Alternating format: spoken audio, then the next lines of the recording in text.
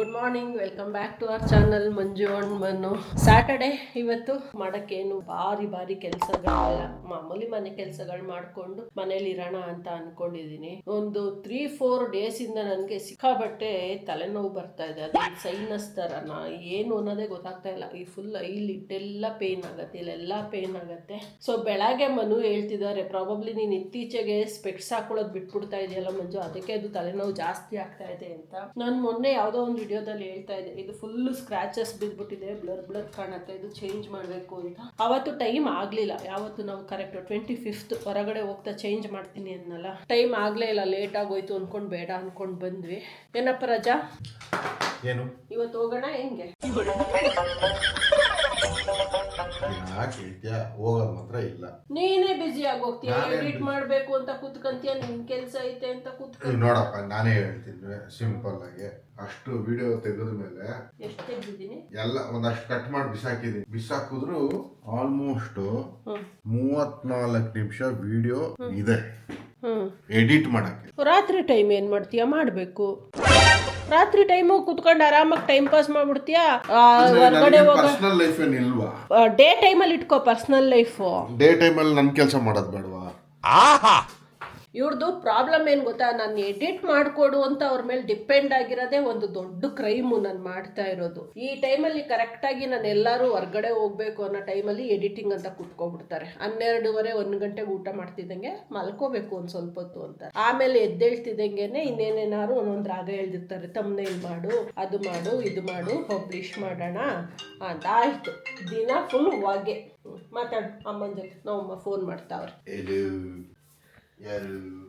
ಈ ಕಡೆಯಿಂದ ನಾವು, ಆ ಕಡೆಯಿಂದ ಯಾರು? ಹೆಸರು ಇದೆ, ಆದ್ರೆ ನಾನು ಉಪೇಂದ್ರ ಹೇಳಿದ್ದಾರೆ. ನಾವು ನಾನೇ. ನೀವು ಯಾರು? ನಾನು ನಾನೇ. ನೀವು ಯಾರು? ಏನ್ ವಿಷಯ? ಹಂಗೆ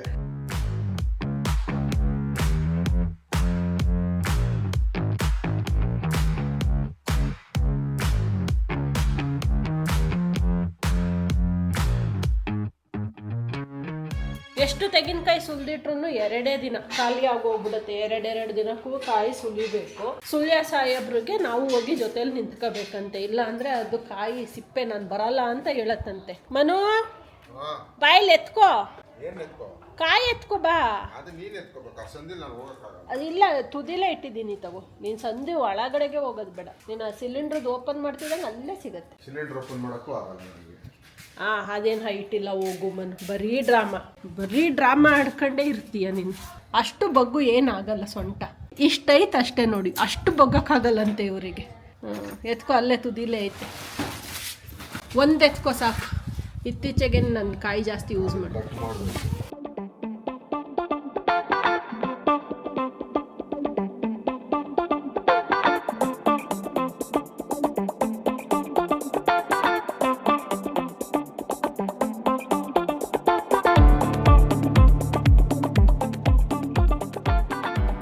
ಮಾಡಬೇಕಂದ್ರೆ ಬಾಕಿದೆಲ್ಲ ರೆಡಿ ಮಾಡ್ಕೊಂಡು ಈ ಕಾಯಿ ಸುಳಿಸ್ಕೊಂಡು ಎಲ್ಲ ಮಾಡಬೇಕು ಅಂದರೆ ಟೈಮೇ ಆಗೋಗ್ಬಿಡುತ್ತೆ. ಬಟ್ ಸ್ಟಿಲ್ ಇವತ್ತೇನು ಲೇಟ್ ಆಗಿಲ್ಲ, ನನಗೆ 1 o'clockಗೆ ಲಂಚ್ ಕೊಡ್ತಾ ಇದ್ದೀನಿ. ನಮ್ಮ ಬಿಸಿ chicken gravy and rice ready. ತಗೊಳ್ಳಿ sir. Thank you very much. Welcome. ಹೆಂಗ್ ಸ್ಟೀಮ್ ಹೋಗ್ತಾ ಇದೆ, ಇದನ್ನ ನೋಡ್ತಾ ಇದ್ರೆ ಬಾಯಲ್ಲಿ ನೀರು ಬರ್ತಾ ಇದೆ, ಯಾಕಂದ್ರೆ ಫುಲ್ ಹೊಟ್ಟೆ ಆಗ್ಬಿಟ್ಟಿದೆ. ಫೆಟ್ಸ್ ನೋಡ್ಕೊಂಡು ಬರೋಣ ಅಂತ ಹೋಗ್ತಾ ಇದ್ದೀವಿ. ಜಸ್ಟ್ ಅದು ಲೆನ್ಸ್ ಚೇಂಜ್ ಮಾಡಿಸೋದು, ಫ್ರೇಮು ಅದೇ ಇಟ್ಕೊತೀನಿ. ಯಾಕೆಂದ್ರೆ ಅದು ನಾನು ತುಂಬ ಇಷ್ಟಪಟ್ಟು ತೊಗೊಂಡಿದ್ದು, ಇವತ್ತಿಗೂ ಇಷ್ಟ ನನಗೆ. ಆ ಫ್ರೇಮ್ ತಗೊಂಡೆ ನಾನು 5-6 ವರ್ಷ ಆಗಿದೆ. ಸೊ ಹಾಗಾಗಿ ಏನೋ ಒಂಥರ ಸೆಂಟಿಮೆಂಟು, ಅದು ನನ್ನ ಮೇಲೆ ನನಗೆ ಚೆನ್ನಾಗಿ ಕಾಣುತ್ತೆ ಅನ್ನೋದು ನಂದು ಸ್ಟ್ರಾಂಗ್ ಫೀಲಿಂಗ್. ಹಾಗಾಗಿ ನ್ಯೂ ಬೇಲ್ ರೋಡ್ಗೆ ಹೋಗೋಣ ಅಂತ ಅಂದ್ಕೊಂಡಿದ್ದೆ. ಅಷ್ಟೊತ್ತಿಗೆ ಮನು ಅಂದರು, ಬೇಡ ಬಾ, ಇಲ್ಲೇ ಒಂದಿದೆ, ಫಸ್ಟ್ ಅಲ್ಲಿ ನೋಡೋಣ, ಆಮೇಲೆ ಏನಾದ್ರು ಸ್ಯಾಟಿಸ್ಫೈ ಆಗಿಲ್ಲ ಅಂದರೆ ಆಮೇಲೆ ಬೇಕಾದ್ರೆ ನ್ಯೂ ಬೇಲ್ ರೋಡ್ಗೆ ಹೋಗೋಣ ಅಂತ. ನ್ಯೂ ಬೇಲ್ ರೋಡಲ್ಲಿ ಮಲ್ಟಿಪಲ್ ಆಪ್ಷನ್ಸ್ ಇರುತ್ತೆ ಅಂತ ಅಷ್ಟೇ. ಎಲ್ಲ ಕಡೆನೂ ಒಂದೇ ಇರುತ್ತೆ, ಲೆನ್ಸ್ ಮೇಲೆ ಡಿಪೆಂಡ್ ಆಗುತ್ತೆ ಪ್ರೈಸ್. ಅದು ನಿಜ. ನೋಡೋಣ, ಒಂದು ಲೆಕ್ಕ ಗೊತ್ತಾಗತ್ತಲ್ಲ. ನೀನು ಸ್ಪೆಕ್ಸ್ ತಗೊಂಡೆ ಹೋಗ್ತಿರೋದೇ ಆ ಕೆಲಸಕ್ಕೆ ಅಂದ್ರೆ ಅದನ್ನು ಬಿಟ್ಟು ಬರೋಕ್ಕಾಗತ್ತಾ ಅಲ್ವಾ? ಅದೇ.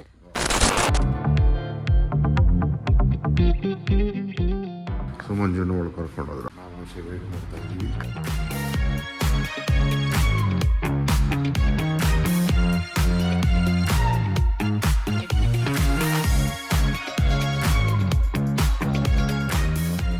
ಪ್ರೈಸ್ ಸೆಲೆಕ್ಷನ್ ಮಾಡ್ತಾ ಇದ್ದಾರೆ ಮಂಜು.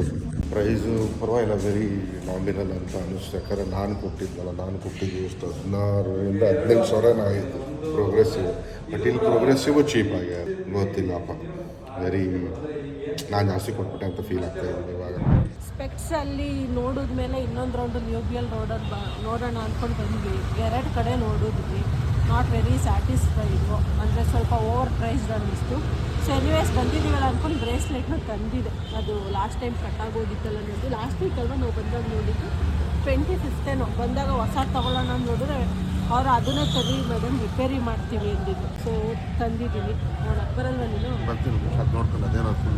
ಏನೋ ಪ್ರೊಟೆಸ್ಟ್ ಮಾಡ್ತಾವ್ರೆ, ಸೇವ್ ಸಾಯಿಲ್ ಅಂತ, ಎಕ್ಸ್ಚೇಂಜಿಗೆ ವ್ಯಾಲ್ಯೂಸ್ ಚೆನ್ನಾಗಿದೆ ಅಂತೇನೋ ಹೇಳ್ತಿದ್ದಾರೆ. ನೋಡೋಣ, ಅದೇ ರಿಪೇರಿನ ಎಕ್ಸ್ಚೇಂಜ್ ಇಲ್ಲ.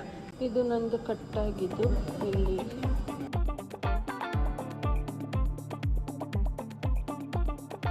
ಕ್ಯಾರೆಟ್ ಲೇನ್ ಇದು, ಇಲ್ಲಿ ಬಂದಿದ್ದೀವಿ ನೋಡೋದಕ್ಕೆ. ಇವ್ರು ಯಾರೋ ಸೇವ್ ಸಾಯಿಲ್ ಅಂತ ಪ್ರೊಟೆಸ್ಟ್ ಮಾಡ್ತಾವ್ರೆ, ಅದನ್ನ ನೋಡೋಕೆ ಬಂದು ಎಲ್ಲರೂ ಗ್ರೀನ್ ಕಲರ್ ಟಿ ಶರ್ಟ್ಗಳು ಹಾಕೊಂಡು ಸೇವ್ ಸಾಯಿಲ್ ಅಂತ ಬರ್ತಾವ್ರೆ.